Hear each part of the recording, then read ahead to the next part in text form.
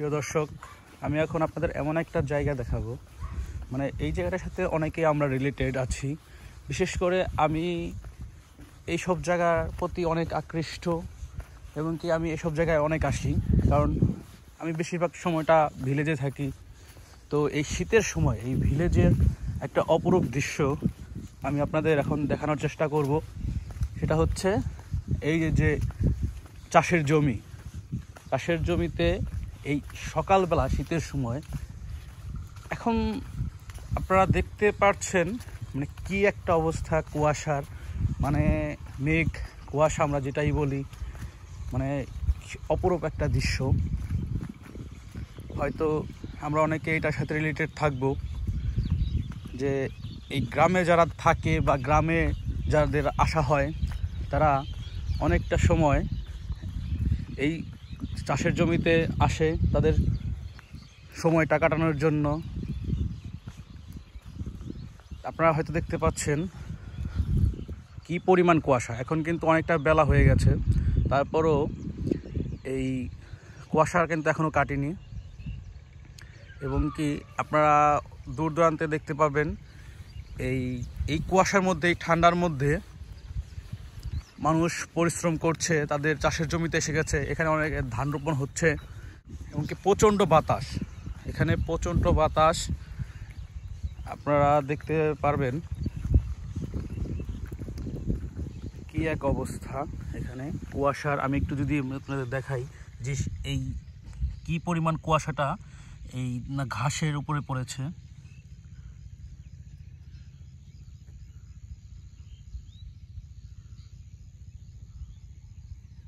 প্রায় এখন 8:30টার মতো বাজে, তারপরও কুয়াশা এখনও পর্যন্ত কাটেনি। আর আজকের আবহাওয়া মনে হয় না কুয়াশা কাটবে। আজকে কিন্তু 2025 1 জানুয়ারি, সবাইকে জানাই শুভ নববর্ষ। তো আমি সিদ্ধান্ত নিয়েছি, এতদিন আপনারা আমার ভিডিও দেখেছেন উইদাউট ফেস, আমি আমার ফেস দেখাইনি, ফেস দেখানো ছাড়াই ভিডিও বানিয়ে গিয়েছি। তো আমি আজকে সিদ্ধান্ত নিয়েছি হঠাৎ করেই সকালবেলা ঘুম থেকে উঠে যে আজকে থেকে আমি চেষ্টা করব প্রত্যেকটা ভিডিওতে আমার ফেস দেখিয়ে ভিডিও করার জন্য। অনেকেই হয়তো যারা আমার এইসব টাইপের ব্লগ করে তারা তাদের ফেস রিভিল করে, ফেস দেখায়, ফেস দিয়েই ভিডিও বানায়। কিন্তু আমি এখনও পর্যন্ত যাবতীয় যতগুলো ভিডিও বানিয়েছি আমি কোনোটাতেই আমার ফেস দেখাইনি। কিন্তু আজকে থেকে জানুয়ারি 2025 শুরু হয়েছে, তো আমি হঠাৎ করেই চিন্তা করলাম যে এখন থেকে আমি ফেস দিয়েই ভিডিওগুলো বানানোর চেষ্টা করব সর্বোচ্চ। আর আপনারা দেখতে পাচ্ছেন এখানে কিন্তু ধান রোপণ হয়ে গেছে। এটা হচ্ছে আমার মামাবাড়ি এলাকা। কালকে 31st নাইট ছিল, এখানে একটা মেলা হয়, সাধুর মেলা। ওইটারও কিছু ভিডিও আসবে আমার চ্যানেলে, আমি দেখাবো সাধুদের গান টান এই আর কি, বা মেলা। এখানে আসলে ওই একটা দিনই সাধুদের মেলা হয় ভালো মতো প্রপারভাবে, এছাড়া তারপরেও কিছুদিন মেলা থাকে। সেই মেলাগুলো আসলে ভাঙা মেলা, যেটা তারা সাধুরা অন্য জায়গায় চলে যায়, কারণ এখন শীতের সময় সাধুর মেলাটা বেশি হয়।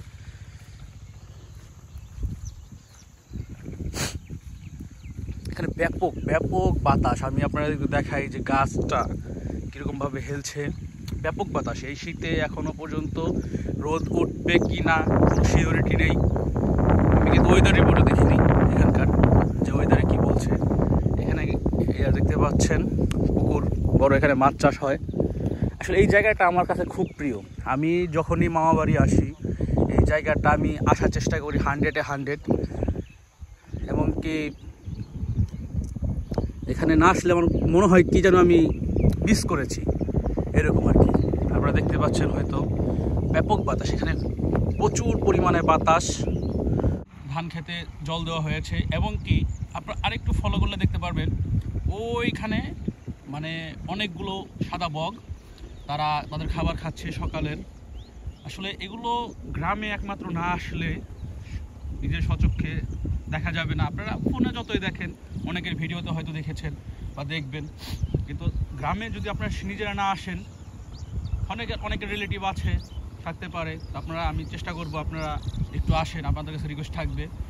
আর এসে ঘুমাবেন না, সবটা সময় সবচেয়ে চেষ্টা করবেন সকাল টাইমে 6টা সাড়ে 7টার মধ্যে আপনারা এই চাষের জমির এখানে আসার জন্য। এবং যদি আপনারা আসেন তাহলে অবশ্যই বেটার কিছু আপনারা দেখতে পারবেন। এখানে দেখতে পাচ্ছেন বকগুলো খাবার খাচ্ছে, আসলে এগুলো একটু অন্যরকম সৌন্দর্য। আমি যেহেতু বকগুলোর কাছে এগিয়ে যাচ্ছি, তারা উড়ে যাচ্ছে ভয় পেয়ে। এদিকে দেখতে পাচ্ছেন ধান খেতে জল দেওয়া হচ্ছে। আসলে এগুলো আমাদের প্রাকৃতিক সৌন্দর্য, আমরা নিজেরাই ভুল করি, উপভোগ করি না। এগুলো সবসময় উপভোগ করার চেষ্টা করবে। ধান রোপণ হয়েছে, আর এখন যেগুলো দেখাবো সেগুলো হচ্ছে ধানের হালি বলে। মানে এখানে হচ্ছে অরিজিনাল যে ধানগুলো থেকে চারা তৈরি করা হয় সেই হালিগুলো এখানে আছে। এখান থেকে তুলে এই হালিগুলো তারপর হচ্ছে ধান খেতে আপনার রোপণ করা হবে। তা আমি আপনাদের এখন দেখাবো, এখানে একটা বড় পুকুর আছে, এখানে মাছ চাষ করা হয়। আসলে সচরাচর এখানে মানুষ আসে না, ভয় পায় বা আসা নিষেধ থাকে, কারণ এই পুকুরে আপনার হচ্ছে লাখ লাখ টাকার মাছ এখানে ছাড়া থাকে, পোনা ছাড়া থাকে। তো অনেকের মনে অনেক রকম দুষ্টবুদ্ধি থাকতে পারে, তো অনেকে দেখা গেছে অনেকের ক্ষতি করে, এর জন্য সহজে কাউকে আসতে দেয় না। তো এই সকালবেলা তো তেমন কেউ থাকে না বা বারণ করার জন্য। তো আমি আপনাদের একটু দেখাই এই পুকুরটা। এটা কিন্তু একদম হিউজ একটা পুকুর, হিউজ। আপনারা দেখতে পাচ্ছেন কিনা, ব্যাপক পরিমাণে বড় একটা পুকুর। এখানে মাছ চাষ করা হয়, এমনকি লক্ষ লক্ষ টাকার মাছ এখানে পোনা এখানে ছাড়া হয়। এখানে অনেকটা সময় আমি কাটিয়েছি, এমনকি প্রায় 1 বছর 1.5 বছর পর পর আসা হয় মামাবাড়িতে। আমার মামাবাড়ি হচ্ছে নবাবগঞ্জে অবস্থিত। খুবই সুন্দর একটা জায়গা।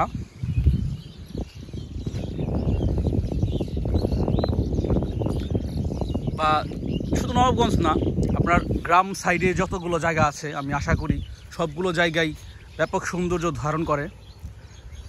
আর শীতের সময় এই সৌন্দর্যগুলো আরও অনেক বৃদ্ধি পায়।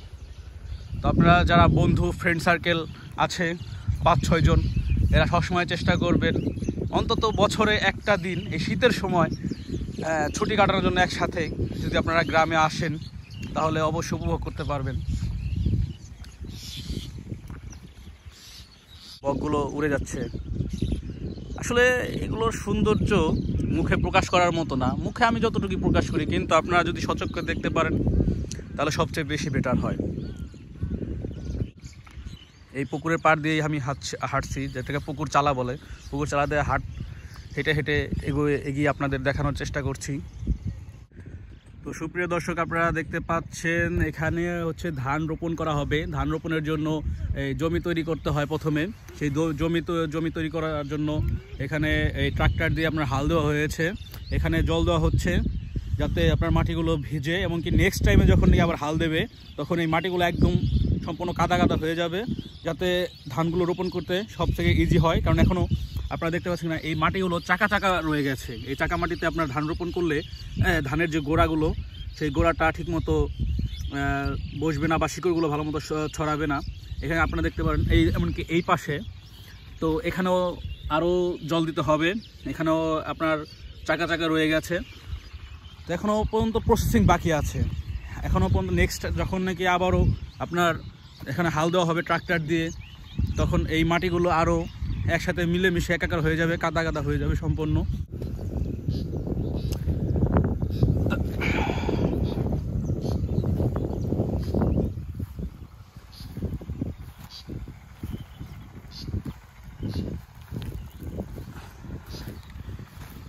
যত কষ্টই হোক আমি আজকে আপনাদেরকে দেখাবই যে ধান ক্ষেতের রোপণ দৃশ্য বা যে প্রসেসিংগুলো ধানের করার আগে, চারা রোপণ করার আগে করা হয়।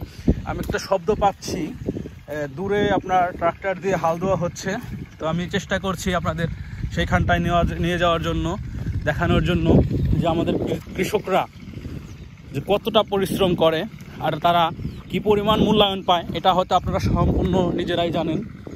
যে এখানে শুধু পুরুষ নয়, মহিলারাও আপনার সমান তাল মিলিয়ে তারা কষ্ট করে। আমি দূরে দেখতে পাচ্ছি একজন মহিলা তাদের ক্ষেতে ধান রোপণ করছে। আমি ওটা পরে দেখাবো। এখন আমি আপনাদের একটু দেখানোর চেষ্টা করছি যে ট্রাক্টর দিয়ে যে হাল দেওয়া হয় সেই হালের দৃশ্যটা আমি একটু আপনাদেরকে উপভোগ করার জন্য আমি এগিয়ে যাচ্ছি। আসলে এত দূর আমি কখনোই মোটামুটি আসিনি। ওই আপনাদের প্রথম যেখানে দেখালাম আমি যখন মুখটা ধুচ্ছিলাম ওই পর্যন্ত আসি বা কিছুটা দূরে যাই হাঁটতে হাঁটতে, তো সেই পর্যন্তই আমি হাঁটাহাঁটি করি।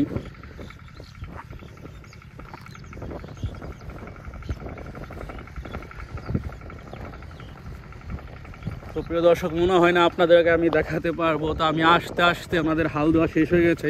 এরা তো আসলে আসে অনেক সকালবেলা আসে, অনেক প্রায় ভোর যখন নাকি হয় পাখিরাও যখন না জাগে ওই সময় তারা আসে। এতক্ষণে তাদের কাজ হয়ে গেছে। এর মধ্যে আজকে আবার রোদ নেই, ব্যাপক বাতাস, ঠান্ডা। এর মধ্যে হয়তো তারা বেশিক্ষণ থাকবে না।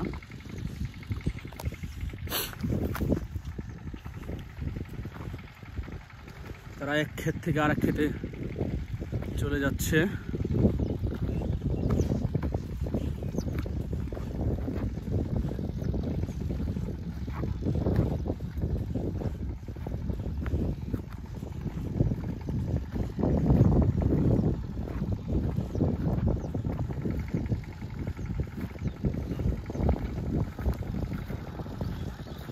এই যে এই ক্ষেতটাতে আপনার হাল দেওয়া হয়েছে সকালবেলা। এখন মনে হয় এই অন্য একটা ক্ষেতে তারা হাল দেবে। এটাই আমি আপনাদেরকে ভিডিওতে দেখানোর জন্য চেষ্টা করছি।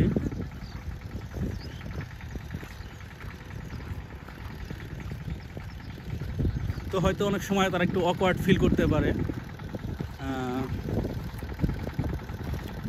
ভিডিও অনেক সময় ক্যামেরা থেকে, কারণ তারা এইসব ক্যামেরার প্রতি খুব একটা আকৃষ্ট না, প্লাস তাদের সাথে এগুলোর সাথে সম্পর্ক খুবই কম। তো আমি একটু আপনাদেরকে দেখানোর চেষ্টা করছি। এই যে ট্রাক্টর, এইটা হচ্ছে এই ট্রাক্টর দিয়ে আপনার হাল দেওয়া হয়।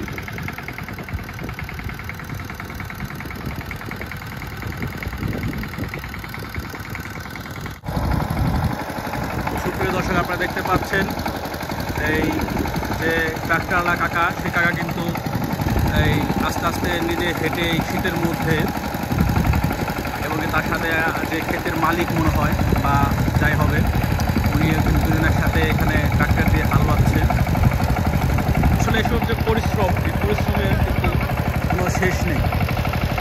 প্রত্যেকটা বছর, সারাটা বছর যদি তারা যারা চাষাবাদ করে, কৃষিকাজ করে, তারা সবটা সময় এই সারা বছর এই জমির সাথে শীত, গ্রীষ্ম, বর্ষা সব সময় তারা লেগে থাকে।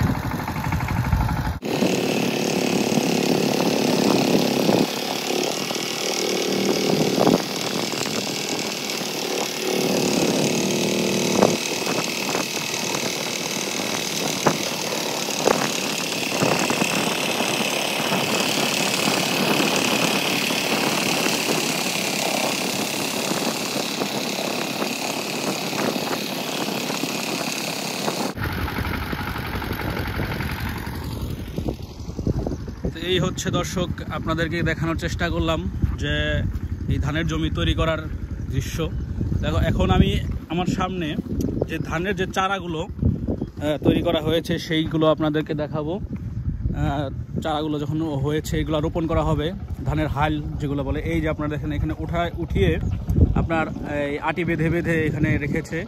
এই আটিগুলোই আবার হচ্ছে আপনার ধান খেতে নিয়ে তারপর আপনার রোপণ করা হবে।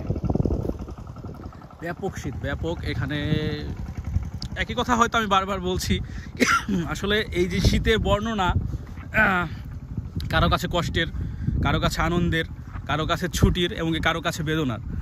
কারণ এখানে আপনারা দেখতে পাচ্ছেন মহিলা পুরুষ কোনো ভেদাভেদ নেই, সবাই একসাথে কাজ করছে। এখানে এই ধান ক্ষেতের যে হালিগুলো এখনও পর্যন্ত উঠানো হয়নি, আপনারা দেখতে পাচ্ছেন হয়তো এই যে হালিগুলো। আবার কিছুটা দূরেই আমাদের এক মুরব্বি, সে এই হালিগুলো উঠাচ্ছে। আমি আপনাদের দেখাবো যে কিভাবে উঠায় বা উঠানো হয়।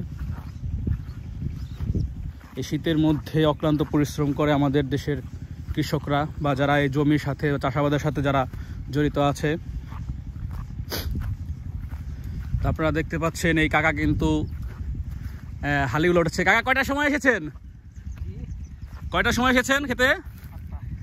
7টা।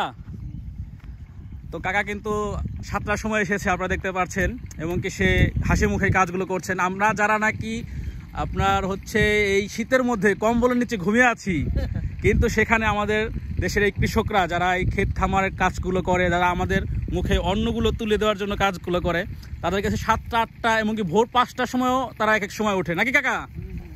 ভোর 5টার সময় তারা এক এক সময় ওঠে। আচ্ছা আচ্ছা।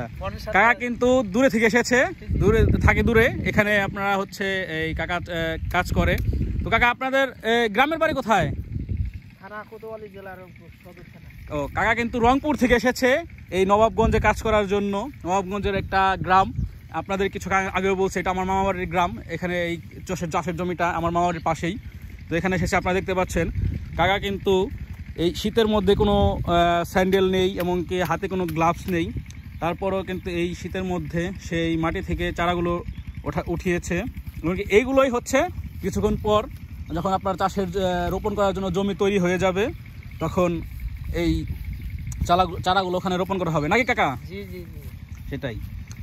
তো আমি চেষ্টা করব সবসময় আমরা যারা চাষাবাদ করে, যারা এই ক্ষেতের সাথে বা চাষের সাথে জমির সাথে যারা অ্যাটাচ আছে, তাদের সবসময় সাপোর্ট করার জন্য। এবং তাদের হয়ে আরেকটা দেখাচ্ছি, আমাদের এখানে এক বড় ভাইয়ের মতো বয়স, সে কিন্তু এখানে প্রায় তার হাঁটু জল বা গিরা জল আমরা যেটাকে বলি, এই গিরা জলে নেমে তারা এই ক্ষেতটাকে যেটা লেবেল করা হয়, এটা হচ্ছে আপনার অলরেডি আপনার হাল দেওয়া হয়েছে। হাল দেওয়ার পরে যখন উঁচু নিচু থাকে জমিটা, তখন হচ্ছে এইটা এই মই দিয়ে আপনার নিজে হাতে টেনে আপনার এই লেবেল করতে হয় জমিটা। একটাও ব্যাপক পরিশ্রমের কাজ। আপনারা দেখতে পাচ্ছেন হয়তো আমাদের এই ভাইটা আপনার হাত দিয়ে টানছে মইয়ের মধ্যে, আপনার ভারী কিছু বোলের মধ্যে রেখে।